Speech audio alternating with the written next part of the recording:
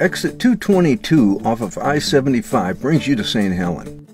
There's a highway sign that promises fun for all at Exit 222, and there's no shortage of fun on its 60 miles of trails.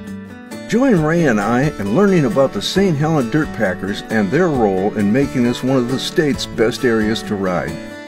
Now, this is really a special area that we've been in today. Can you tell us a little bit about it? How many miles of trail? What kind of trails to see?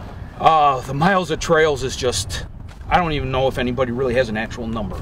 I would say we got well close to 300 miles of trails that you actually, within this immediate area, that you can actually access. Now, what we were on most of the time today when we were on the trail is what we call the designated route, which is an actual, during the winter, it's a snowmobile trail. Okay. Now, one of the things that we cooperate with the DNR with is the DNR actually gave us a grant to maintain these trails through the summer so that they're nice and smooth. So every other week we actually run through the trails with a groomer and groom up all the ups and downs and things like that that come through the use. And it just really works out quite well. The Department of Natural Resources has published a handbook on Michigan's off-road vehicle laws and safety advice. The free booklet is available at Spicer's Boat City in Houghton Lake and at the Sheriff's Department. ORV riders must stay on designated trails when in the woods and not on state land close to ORVs. Most of the terrain is flat and sandy, but there's a small play area with moderate hills and some great climbing. We're on the trail out here. We're in kind of a unique area right now. I'm with Kathleen and Eric. This is something they've just gotten into, what, in the last couple of years, isn't it?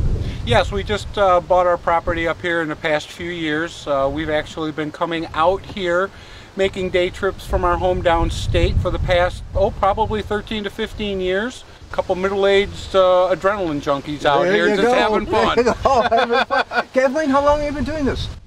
I've been riding ATVs and quads my whole life.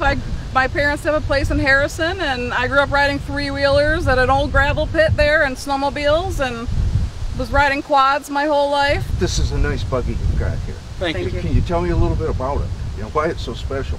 Well, this is a 2014 Polaris RZR XP1000. It was the first year for the RZRs, and this is kind of a limited production color run. They call it the Black Pearl Edition. We've got a lot of creature comforts in here.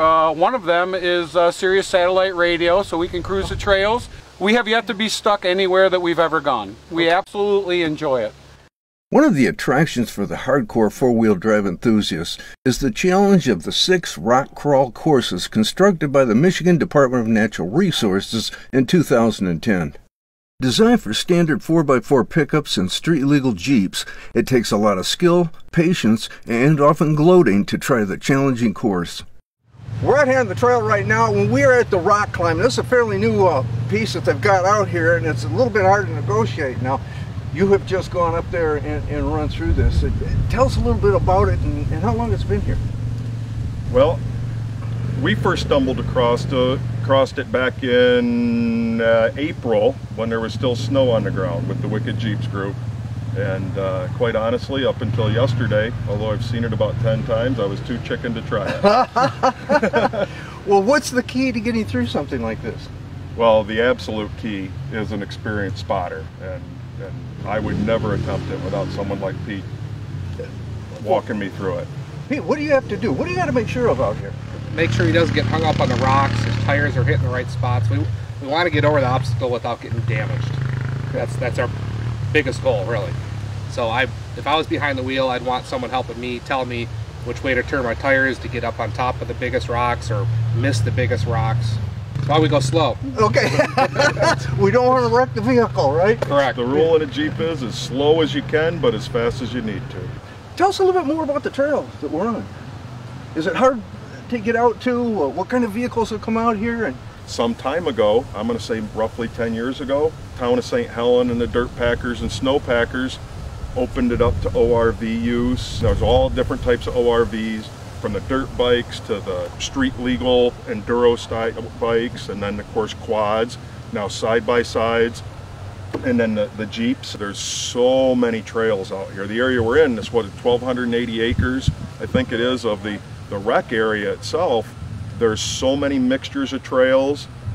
From big vehicles to the smallest vehicles, all have their own types of trails to use, but then we all share the bigger ones, and then you get outside of there, and by gosh, you can go anywhere.